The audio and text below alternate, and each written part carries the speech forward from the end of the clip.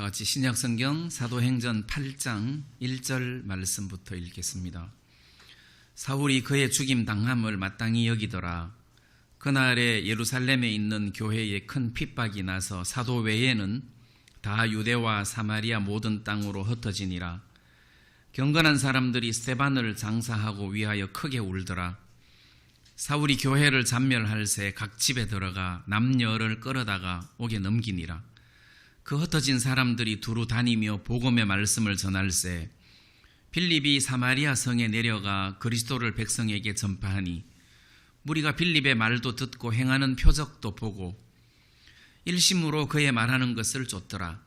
많은 사람에게 붙었던 더러운 귀신들이 크게 소리를 지르며 나가고 또 많은 중풍병자와 안전뱅이가 나으니 그 성에 큰 기쁨이 있더라. 여기 8절 말씀까지만 읽겠습니다. 저는 오늘 이 사도행전 8장에 어떤 대목을 좀 말씀드리고 싶으냐 하면 2절 말씀에 경건한 사람들이 스데반을 장사하고 위하여 크게 울더라. 이제 크게 울더라. 슬프죠?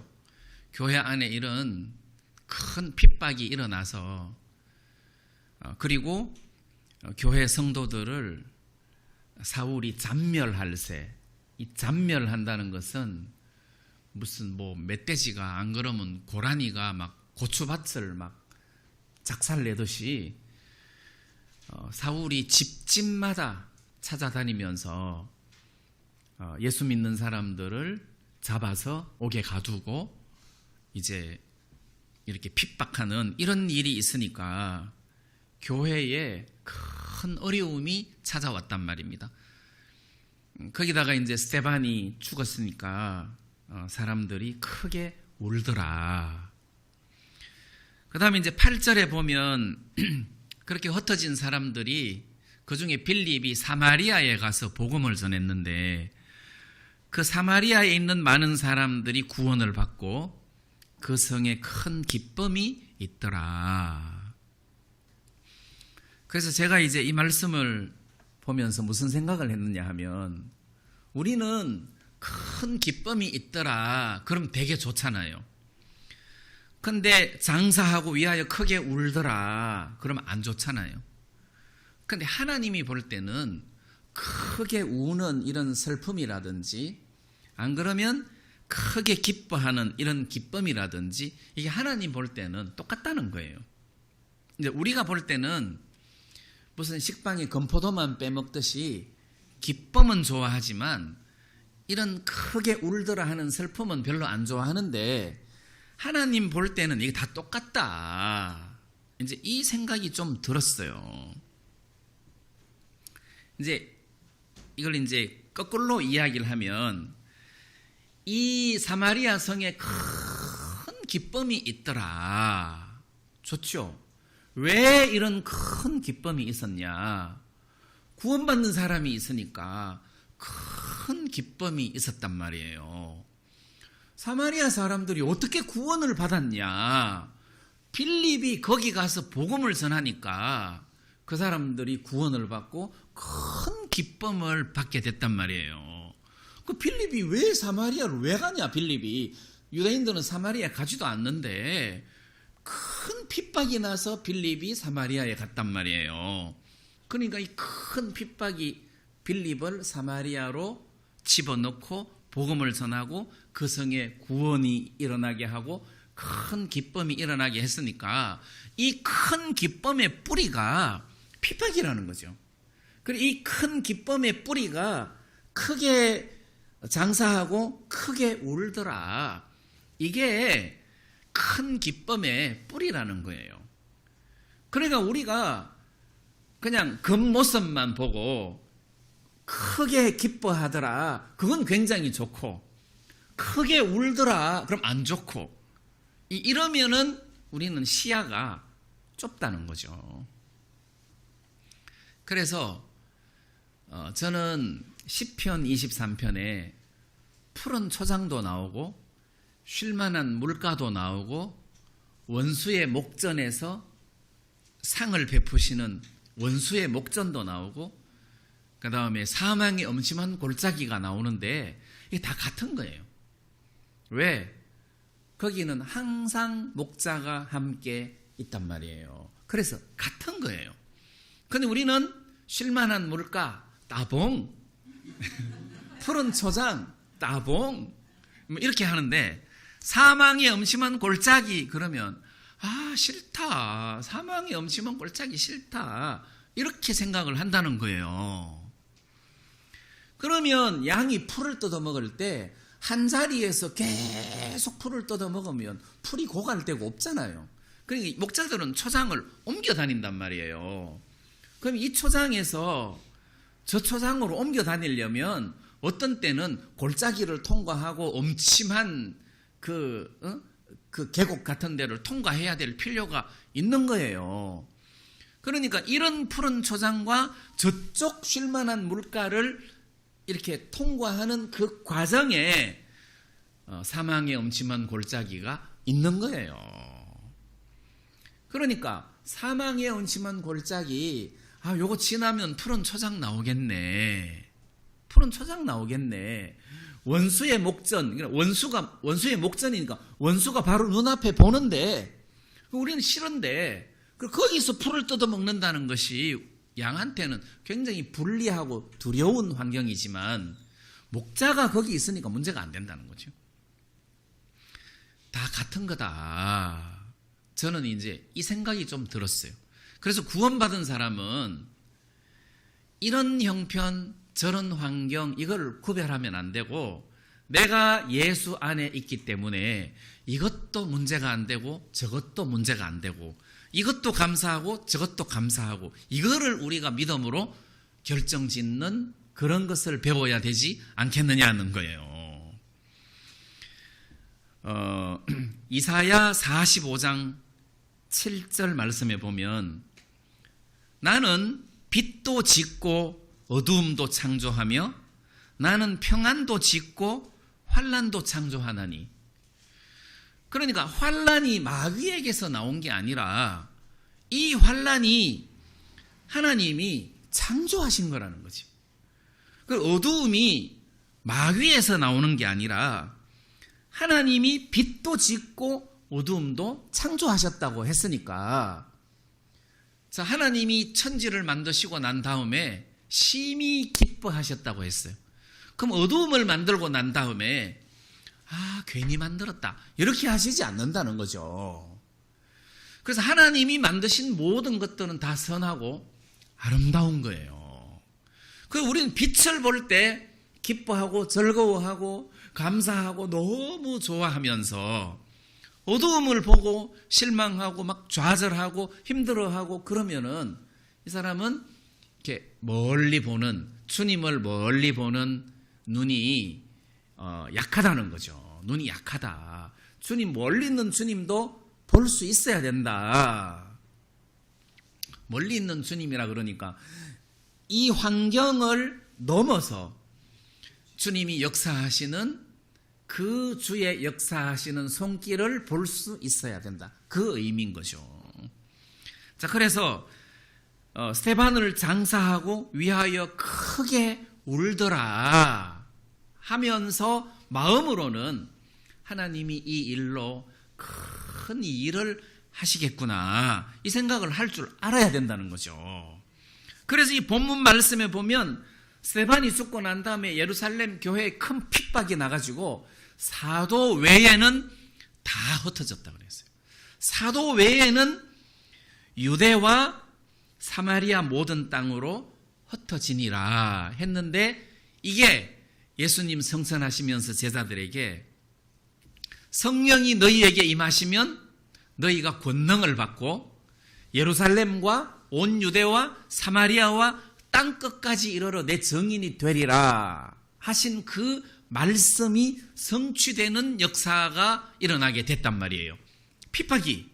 그래서 핍박을 통해서 예루살렘 교회에 믿는 사람이 수만이 되잖아요. 막 3,000명씩 구원받고 5,000명씩 구원받고 구원받는 역사가 계속 일어났으니까 수만 명이 됐을 텐데 사도 외에는 다 흩어졌더라.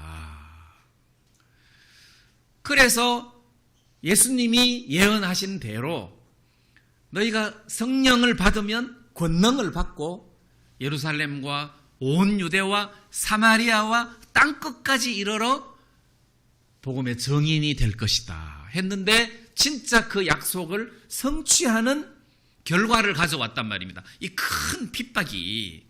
그래서 이 큰 핍박이라는 것은 좋은 거다. 좋은 거다.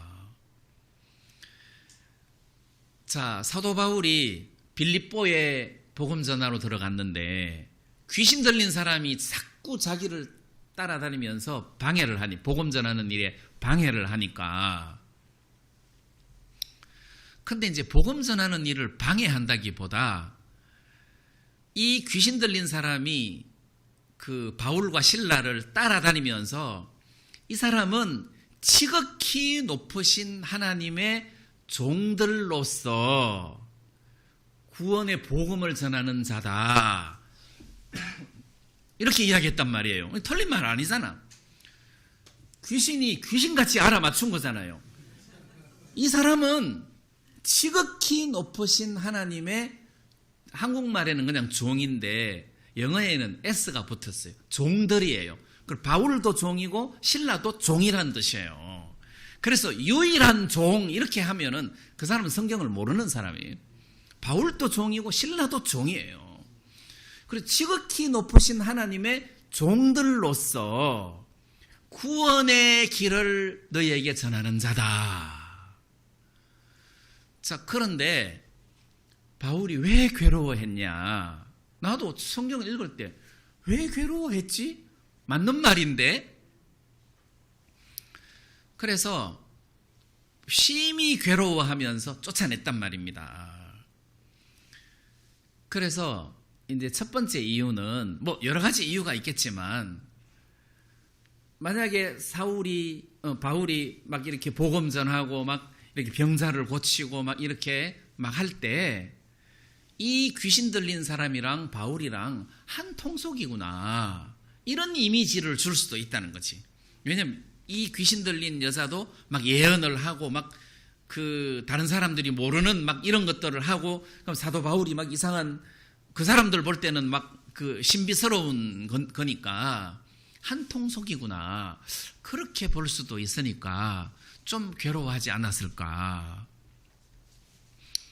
자, 어쨌거나 저 귀신 들린 사람이 귀신 들린 그 능력으로 주인에게 점을 쳐줘가지고 돈을 많이 벌게 하는 사람인데, 어쨌건 바울이 그 귀신을 쫓아내버렸어요. 그래서 감옥에 들어가게 됐어요. 근데 나중에 지나놓고 보니까 감옥에 들어가기를 잘했다. 감옥에 들어가는 바람에 그 간수와 온 식구들이 다 구원을 받았잖아요.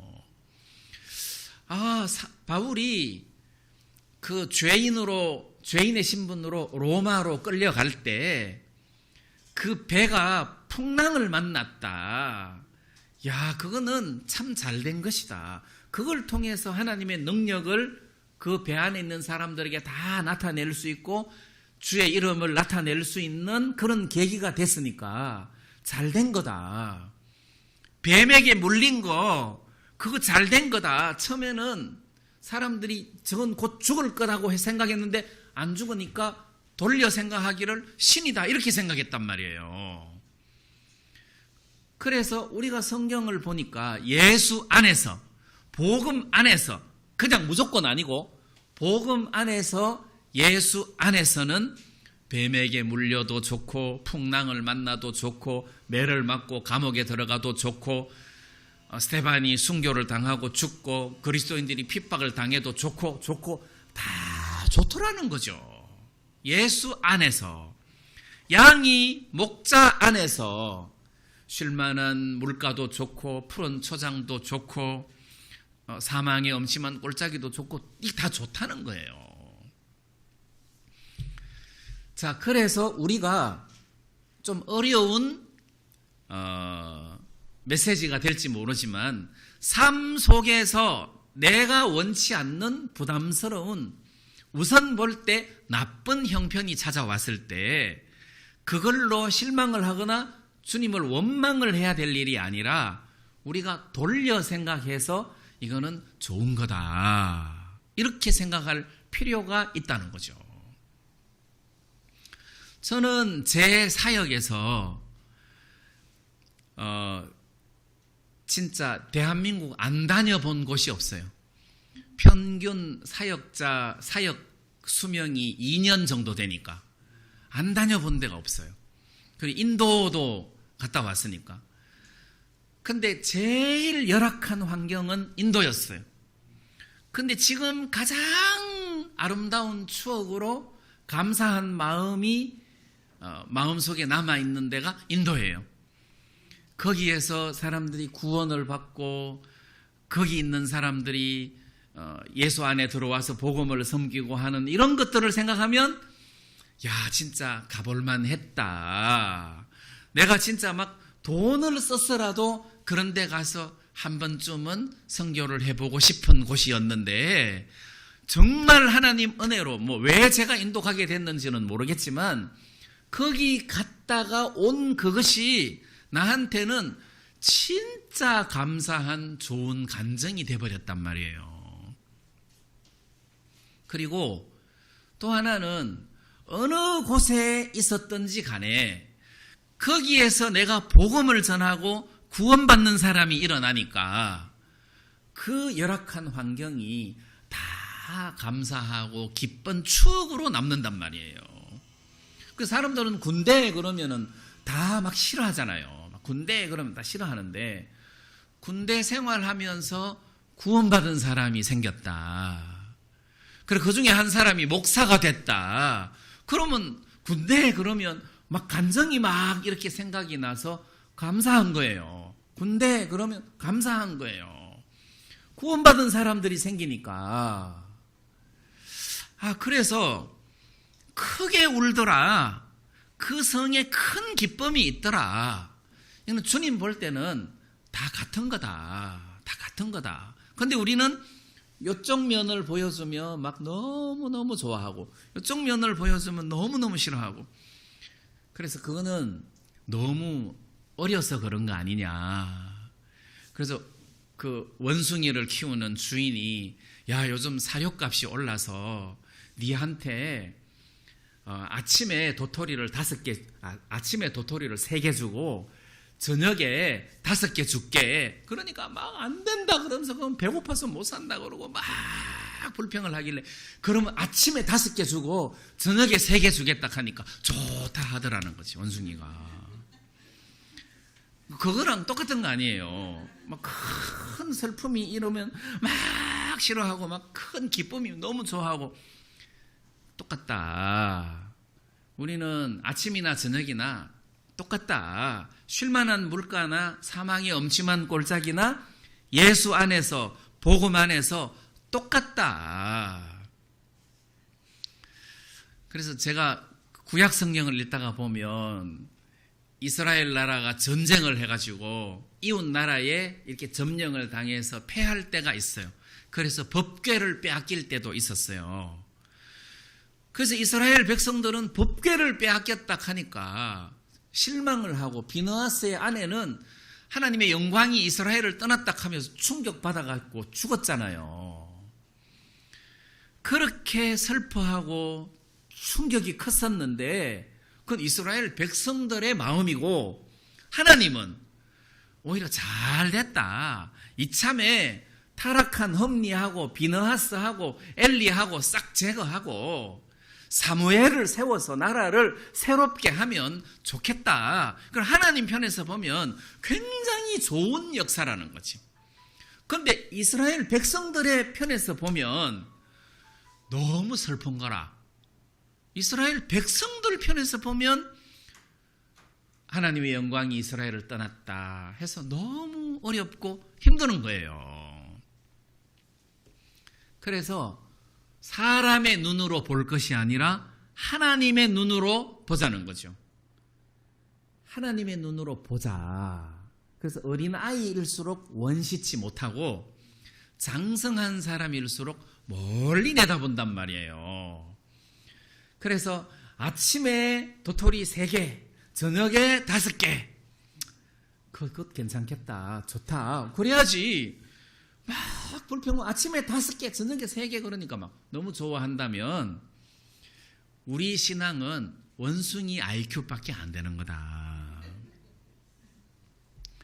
그래서 이렇게 예수 안에서 살다가 보니까 누가 암이 걸렸다. 또 누가 집안에 어떤 어려운 일이 찾아왔다고 하더라. 예? 뭐 사고가 났다고 하더라. 그런 것들이 무조건 나쁜 것이 아니더라는 거죠.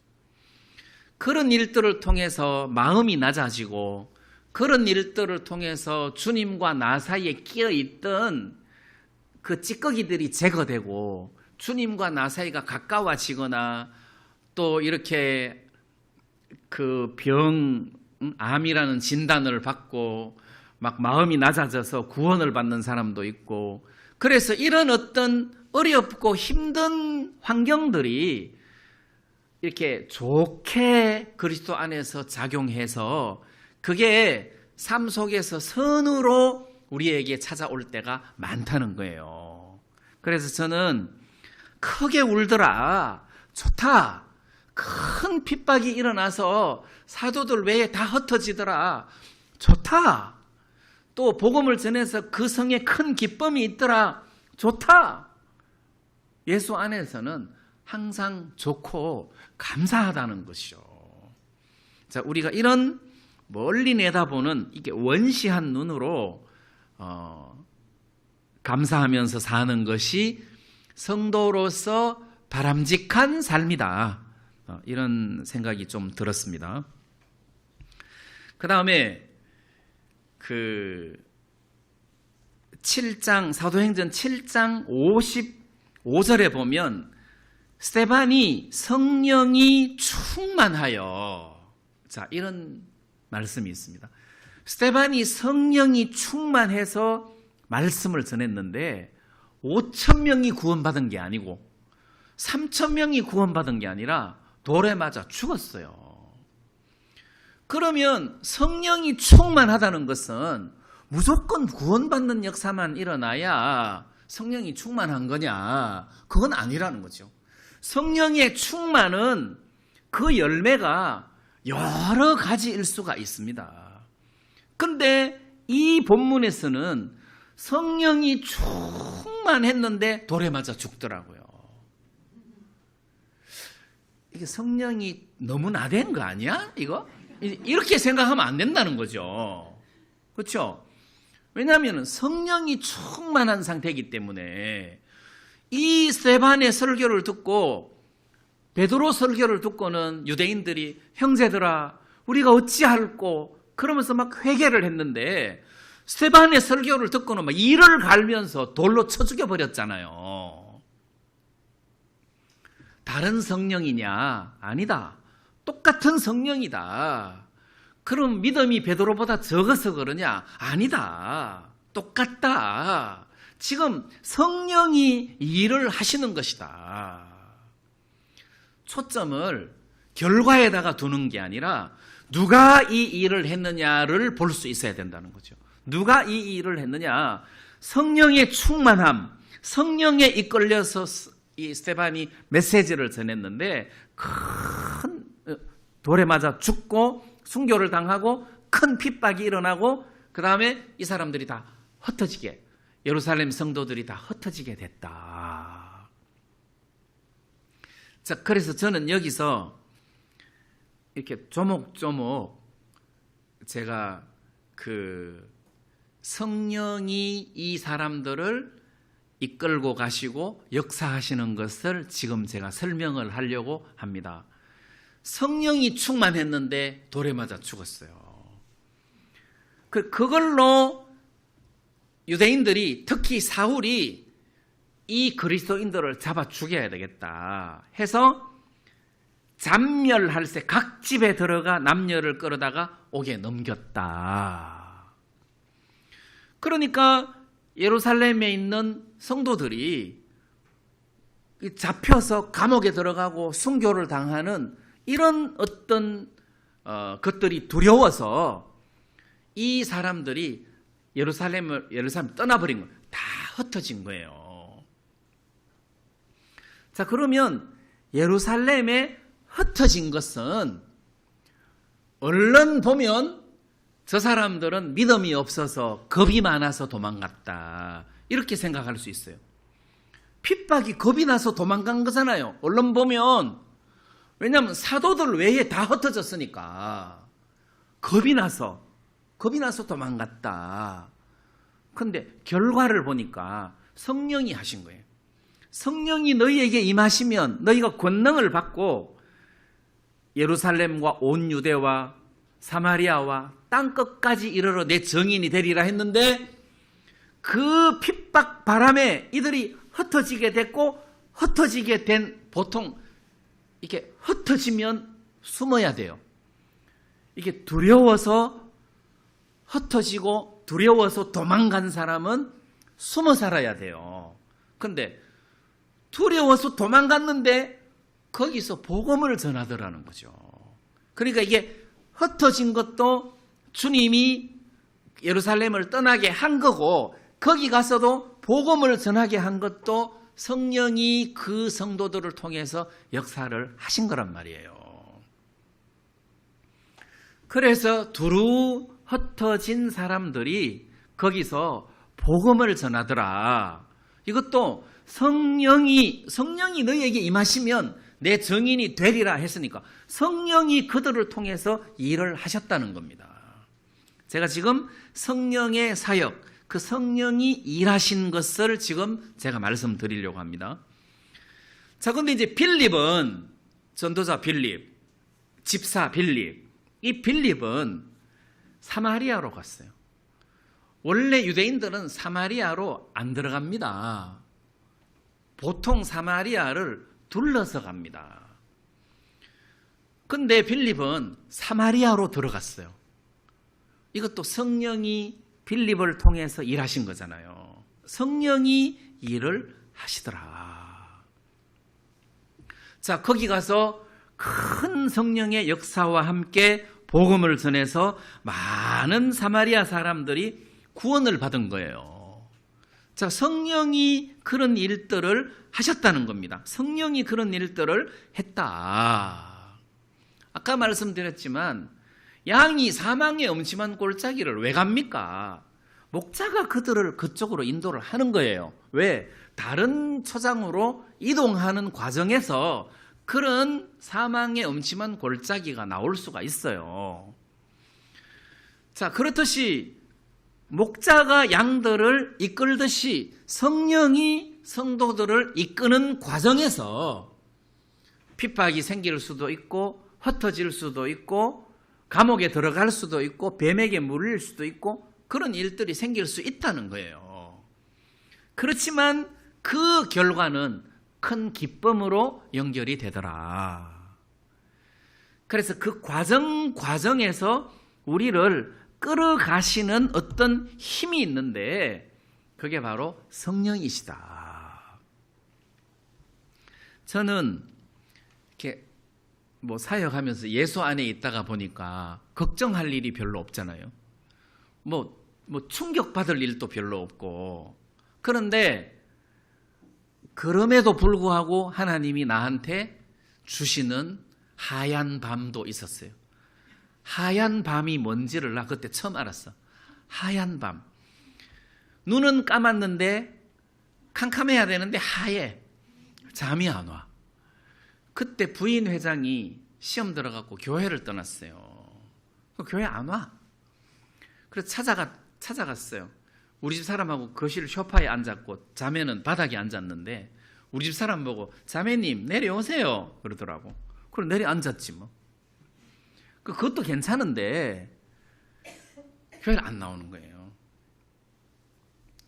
또 그 즈음에 교회에 정신이 좀 약한 형제가 교회 안에서 문제를 많이 일으켜갖고 형제 자매들이 그걸 좀 이렇게 막 불평을 해가지고 그게 좀 이렇게 시끌시끌해서 교회가 막 이게 패싸움이 벌어지는 듯한 그런 이게 교회 안에서 막 싸움이 벌어지게. 그리고 교회가 좀 어수선했단 말이에요. 거기다가 내가 좌회전 하다가 오토바이가 막 달려오는 바람에 오토바이하고 좌회전하는 내 차하고 부딪혀갖고 그 오토바이 운전사가 이제 아스팔트 바닥에 떨어져서 몸이 공처럼 동그랗게 이렇게 말리더라고. 그러면서 아스팔트 위에서 통통통통 뛰어요. 그럼 막 놀래가지고 그래서 이제 그 병원에 데리고 간 일이 있었어요. 세 개가 되니까 아다리가 되잖아. 밤에 이거 한참 생각하다가 보니까 답이 없는 거예요. 또 이걸 한참 생각하니까 답이 없는 거야. 또 이걸 한참 생각하다가 보니까 답이 없는 거야. 그리고 밤새도록 잠을 한숨도 못 잤어요. 밤새도록 잠을 한숨도 못 잤어요. 그래서 하얀 밤이야.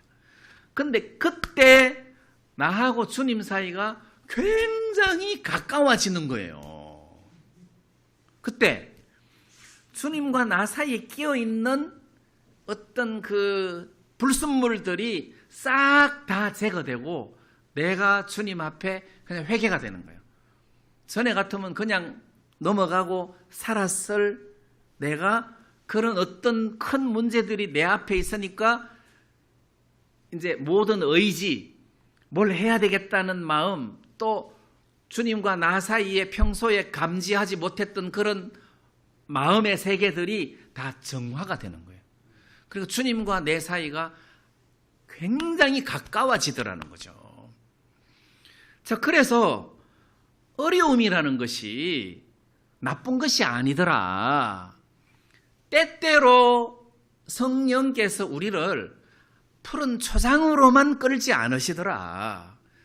사망의 음침한 골짜기로도 우리를 끌어가시더라. 그래서 내가 사망의 음침한 골짜기를 다닐 때는 요즘 내가 성령의 인도를 안 받나? 그렇게 생각하면 안 된다는 거죠. 왜 이렇게 힘들고 어렵냐? 성령 어디 갔냐? 그러면 안 된다는 거예요.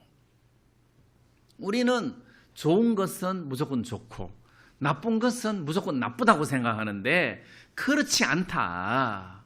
나쁜 것도 좋은 게 많고 좋은 것도 해로운 게 많아요.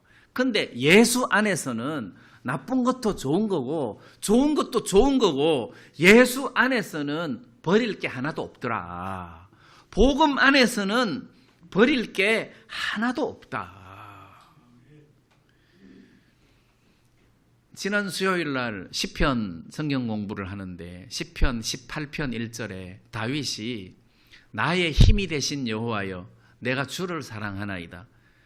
그것도 굉장히 유명한 말이거든요. 나의 힘이 되신 여호와여. 하나님이 자기의 힘이 됐다는 거지.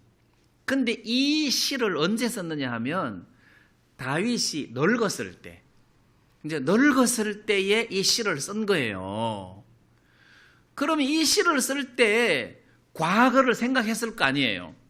내가 아버지의 양을 칠 때, 곰하고 사자가 나타났을 때, 내가 막 그 곰하고 사자하고 싸워가지고 양을 건져내고, 내가 그때 그 곰하고 싸워서 내가 곰을 이길 수 없는 상황인데 그때 내가 곰을 이긴 것은 하나님이 그때 나를 도와주셨던 거다. 그걸 생각하잖아요. 골리앗하고 싸울 때 내가 골리앗을 절대 이길 수 없는 상황인데 하나님이 그때 나를 도와주셨다. 내가 왕궁에서 수금을 타고 있는데 사울 왕이 창을 집어 던졌는데 내가 2번 그 창을 피했다. 하나님이 나를 지켜주셨다. 뭐 이런 것을 다윗이 생각하지 않았겠어요?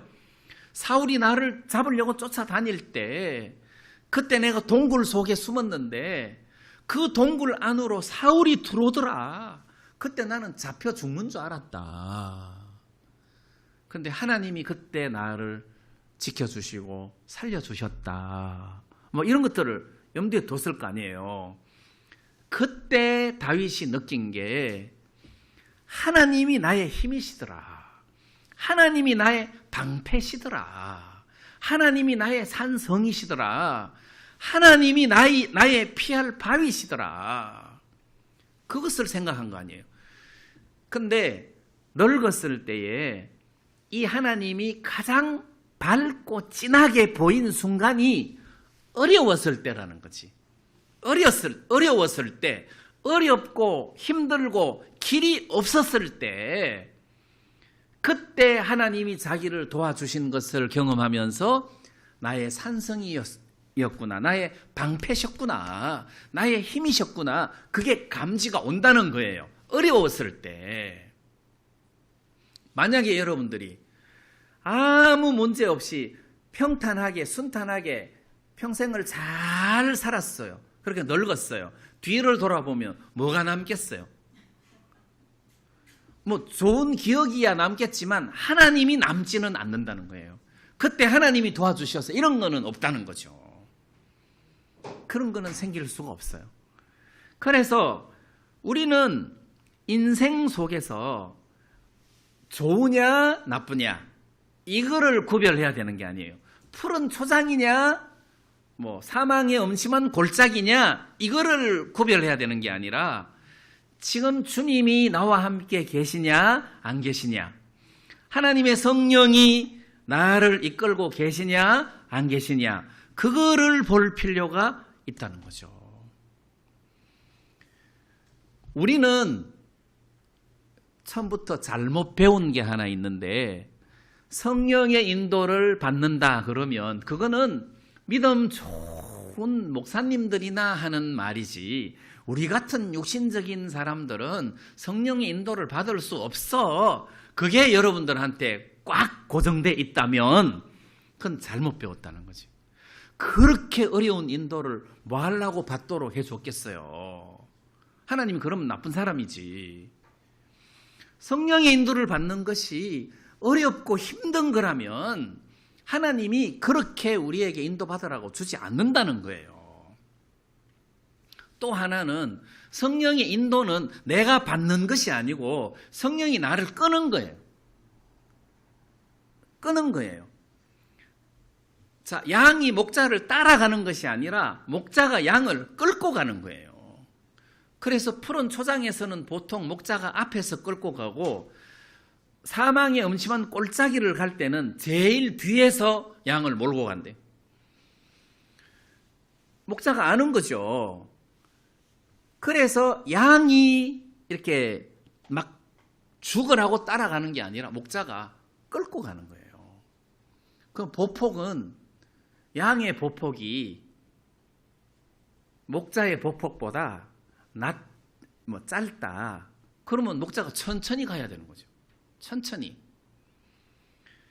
목자가 저만큼 가서 빨리 안 와 이런 일은 없어. 절대 없어요. 절대 없어요. 그래서 성령이 이 사도행전 8장을 보니까 성령이 이렇게 끌고 가시더라. 성령이 끌고 가시더라. 얼른 보면 이 사람들이 굉장히 믿음이 좋은 것 같은데 그게 아니고 성령이 이 사람들을 끌고 가는 것이 눈에 훤하게 보이니까 그러면 우리 삶 속에서도 성령이 이렇게 일하시겠구나. 이제 이런 생각이 마음에서 드는 거예요. 빌립에 대해서 좀 더 말씀드리려고 합니다. 자, 예루살렘에 있던 빌립, 예루살렘에서 7 집사 중에 한 사람으로 뽑혔어요. 7 집사, 일꾼으로 뽑혔어요. 일꾼으로. 근데 일꾼으로 뽑힌 빌립이 예루살렘 교회 안에서 일을 안 하고 핍박이 나니까 도망간 거잖아요. 그래 예루살렘 떠났어요. 근데 이 사람이 사마리아로 들어갔단 말이에요. 왜 사마리아로 갔는지 나는 잘 모르겠어요. 근데 일단 사마리아로 들어갔어요. 근데 사마리아에서 복음을 전하는데 빌립을 통해서 역사가 굉장히 크게 일어나는 거예요. 역사가 굉장히 크게 일어나는 거예요. 자, 어느 정도로 역사가 크게 일어났느냐 하면 8장 10절 말씀을 보니까 낮은 사람부터 높은 사람까지 다 청종하여 가로되 이 사람은 크다 일컫는 하나님의 능력이다 하더라. 사마리아 사람들이 빌립을 보고 이 사람은 큰 하나님의 능력이다 이렇게 칭찬을 하고 막 축혀 세웠단 말이에요. 야, 이 사람은 하나님의 큰 능력이다. 그럴 수밖에 없는 것이 7절을 보니까 더러운 귀신들이 소리 지르며 나가고 많은 중풍병자와 안전뱅이가 나으니 막 이런 역사가 일어나니까 지금 빌립은 막 이 사마리아에서 대단한 거예요. 대단한 거예요. 자, 그래서 사마리아에도 복음의 말씀을 받아들였다는 이야기가 예루살렘 사도들 귀에 들어가서 그 예루살렘 사도들이 베드로와 요한을 사마리아에 보낸 거예요. 이 베드로하고 요한까지 사마리아에 왔어요. 자, 그래서 말하자면 사마리아 교회가 세워지게 된 거고, 그 다음 이제 사마리아에 복음 들었던 사람들도 다 성령을 받게 됐어요. 자, 그런 일들이 일어나고 두 사도가 다시 예루살렘으로 돌아가고, 그 다음에 빌립은 거기서 목회를 해야 되잖아요. 목회해야 되잖아요. 빌립이 어디 갑니까? 어디 가면 안 되죠. 근데 성령이 빌립을 보고 너 예루살렘에서 가사로 내려가는 길까지 가라. 그랬더니 사마리아에서 사마리아에서 그까지는 100km가 넘어요. 100km가 넘어요. 그러면 무슨 이야기냐? 예를 들어 여기서 구원받는 사람도 많이 일어나고 막 여기서 막 사람들도 많이 모이고 막 사람들이 나보고 막 진짜 하나님의 큰 능력이다 그러고 막 성령이 크게 역사한다 하고 막 이러는데 태백으로 가라. 똑같은 거예요. 태백으로 가라. 그러면 누가 가겠느냐는 거예요. 태백으로 가라. 근데 지금 이거는 사람이 결정하는 게 아니라 성령이 지금 이 빌립을 끌고 있잖아요. 성령이. 그 빌립도 대단한 거죠. 그래서 우리 같으면 태백 갔다가 다시 사마리아로 오지. 다시 대선으로 와야죠. 여기 사람도 많은데. 안 왔어. 사마리아 안 왔어요. 결과를 보면 가사에 가서 이디오피아 내시에게 복음을 전하고 거기서 다시 아소도로 가서 아스도로 가서 또 가이사라에 가서 그 다음 이제 사도 바울이 가이사라에 왔을 때 그때 만난 것을 보면 사마리아에서 사역하지 않았단 말이에요. 그러면 보통 사람 같으면 자기가 사마리아에서 이렇게 사람들이 자기를 떠받들고 막 큰 하나님의 능력이라 하고 있으니까 사마리아에서 터잡고 목회해야 되잖아요. 근데 성령이 이 사람들을 이끌었어요. 그럼 사마리아 교회는 어떻게 됐겠습니까? 당연히 하나님의 성령이 거기 구원받은 사람들 중에서 또 말씀 전하는 사람들을 세우고 복음을 전하게 하시고 어떤 일을 하셨겠죠. 그리고 이디오피아 내시한테 복음을 전해서 내시가 구원을 받고 세례까지 받았어요. 그러면 이제 상황을 알았을 거 아니에요. 빌립도 나는 이디오피아 여왕의 국고를 맡은 큰 권세가 있는 내시다. 나한테 복음 전해줘서 고맙다. 여기서 내 마차 타고 가면 이 병거 타고 가면 금방 간다. 가자. 내가 예배당 하나 지어줄게. 거기서 목회해라. 아프리카에서도 목회할 수 있지 않냐. 그러면 빌립이 굶어 죽겠습니까? 근데 그렇게 안 갔다는 거죠. 그렇게 안 가고 빌립은 성령이 빌립을 이끌어서 아스도 그거는 이제 아소도 거기는 그 블레셋 땅 지역이 블레셋 땅 가사 북쪽 그 아소도를 거쳐서 다시 또 올라가면 가이사라가 나와요. 그럼 그렇게 해서 가이사라까지 가면서 복음을 전한 거예요. 그럼 성령은 빌립을 이렇게 이끌어 가시더라고. 좀 비효율적 아니에요? 빌립을 사마리아에다가 앉히든가 이디오피아의 선교로 딱 파송을 시키든가. 근데 조직은 이렇게 할 거예요. 조직은 이렇게 하지만 성령은 이렇게 안 하더라는 거죠. 성령은. 그러면 이디오피아 내시는 어떻게 됩니까? 구원만 딸랑 받고 이디오피아로 내려가면 신앙 되겠습니까? 그건 우리 고정관념이죠. 우리가 구원받고 교회 안에서 우리 나름대로 보고 배운 것이 지식이 돼가지고 그 사람 망한다. 왜? 뭐 교회도 없고 인도자도 없는데 그 사람이 어떻게 거기서 신앙해? 일주일에 한 번씩 예루살렘에 와야지. 뭐 이러든가. 그런데 하나님의 성령이 계신다는 거죠. 그 사람 구원받고 난 다음에 굉장히 기뻐하면서 내려갔단 말이에요. 그 사람 속에 하나님의 성령이 계시는데 하나님의 성령이 그 사람을 인도하지 않겠느냐. 인도하신다. 빌립이 이끌어 가셨던 것처럼 이끌어 가신다. 자, 그렇기 때문에 사마리아는 그럼 누가 사역하냐? 그걸 사람이 결정할 일이 아니고 사람이 그 문제를 해결하기 위해서 머리를 써야 될 일이 아니더라는 거죠. 그래서 우리는 과연 하나님의 성령이 어떻게 하시는가 보자. 저는 성령의 인도를 받아서 이 대전의 사역을 하게 됐다. 나 이렇게 말 못해요. 성령의 인도를 받아서 나는 여기서 사역을 하게 됐다. 이렇게 나는 말할 수가 없어요. 왜냐하면 내가 그만큼 신령한 사람이 아니거든.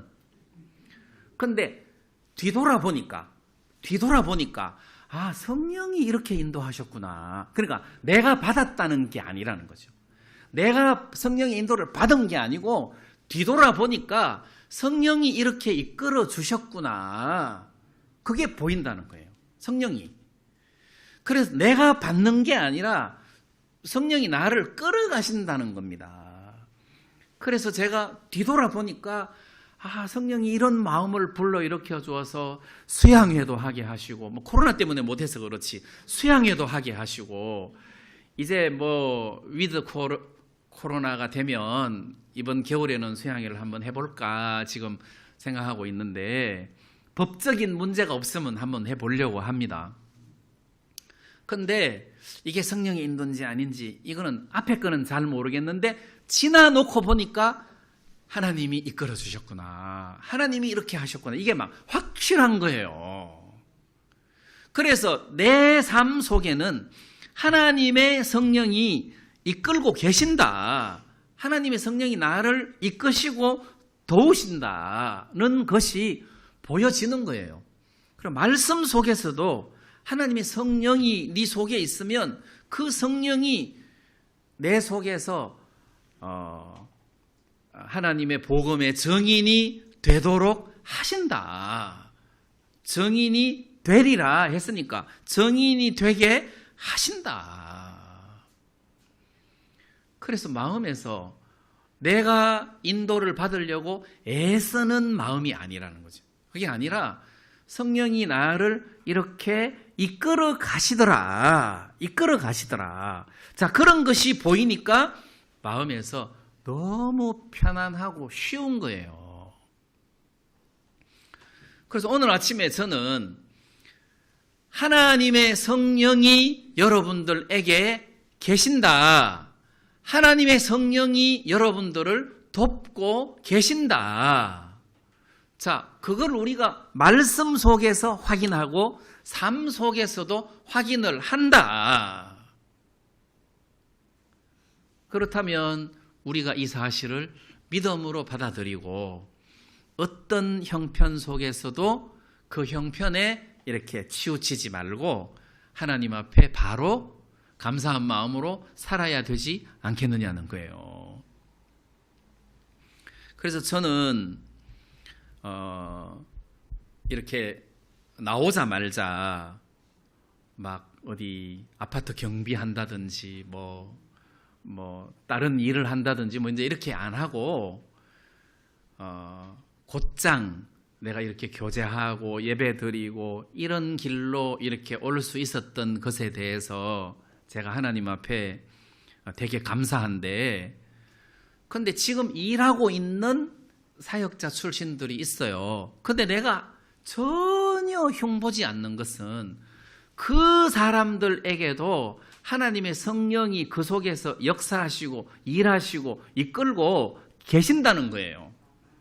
무조건 막 푸른 초장으로 갈 때 저 사람 완전 신앙 잘한다, 사망의 엄침한 꼴짜기로 갈 때는 아이고 저거 헤맨다, 이렇게 보면 안 된다는 거죠.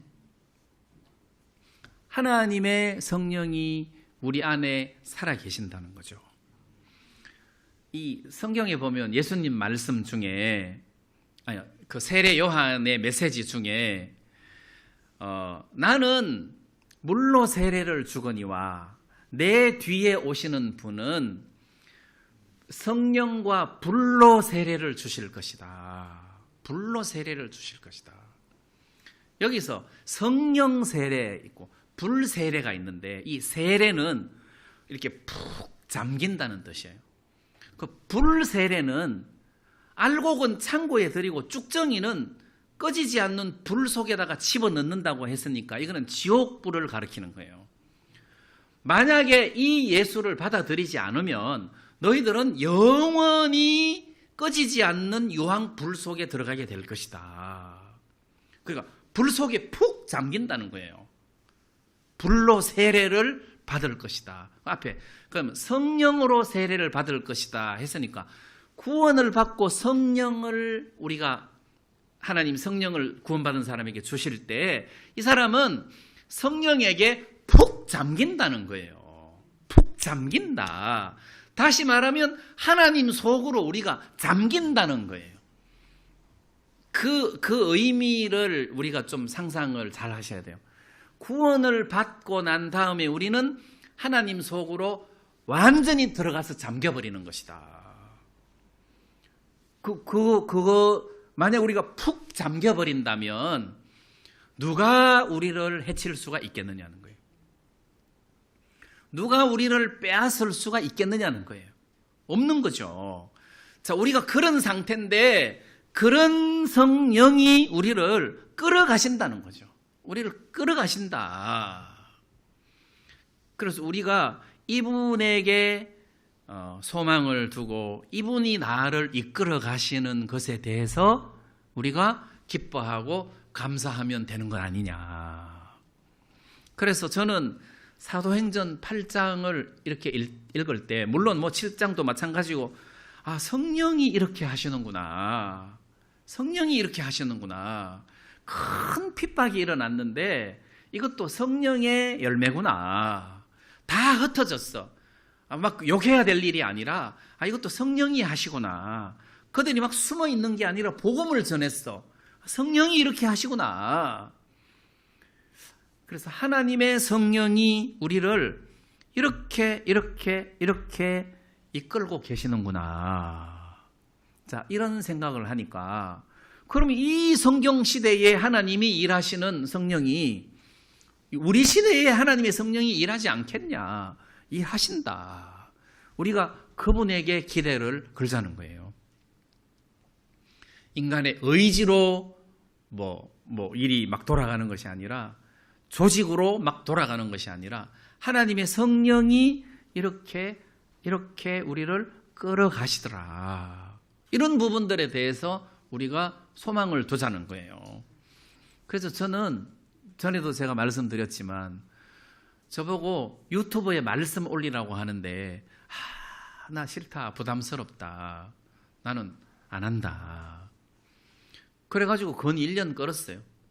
그러다가 할 수 없이 유튜브에 말씀을 올리는데 조건이 있다. 비공개로 하자. 우리끼리만 하자. 그래서 그 말씀 듣고 싶어 하는 사람은 주소 보내줬어요. 근데 자꾸 세월이 지나니까 주소 보내주는 게 여사일이 아니에요. 그래가지고 했다 모르겠다 공개하자 이렇게 된 거예요.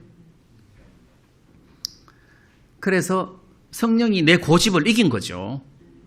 그 나중에 화질이 허리다 하더라고. 뭐 어떻게 해? 화질을 허리는 건 내 죄가 아닌데 뭐 어떻게 해? 근데 막 나중에 이제 전문가 형제님이 같이 합세하시고 어떻게 연결되고 막 이렇게 해가지고 지금은 자막 서비스까지 잘 돌아가는데, 나는 하나님의 성령이 이렇게 하신다고 확신해요. 하나님의 성령이 이렇게 하신다. 그래서 이 교회뿐만 아니고 개인이 다 똑같아요. 그래서 우리가 사망의 음침한 골짜기를 다닐 때 울면 안 돼요. 왜? 똑같아요. 쉴만한 물가나 여기나 똑같아요. 그래서 우리가 항상 형편과 상관없이 감사하고 기뻐하고 즐거워할 수 있었으면 좋겠습니다. 네, 말씀을 마치겠습니다. 네, 우리 다 같이 찬송 한 장 부르겠습니다.